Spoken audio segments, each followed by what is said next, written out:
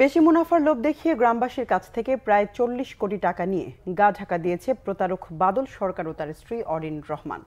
দুপুরে নরসিংদীর মনোহরদী উপজেলার এক দুয়ারিয়া ইউনিয়নের চঙ্গভান্ডা গ্রামে এ সংবাদ সম্মেলনে ভুক্তভোগীরা এ অভিযোগ করেন।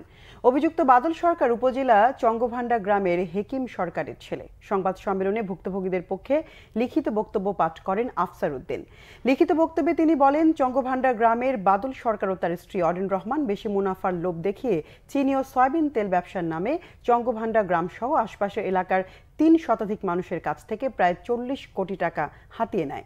কিন্তু কয়েক মাস পেরিয়ে গেলেও লাভ তো দূরের কথা, মূল টাকা ফেরত চাইতে গেলে তাদেরকে মামলার হুমকি ও ভয়ভীতি দেখাতো।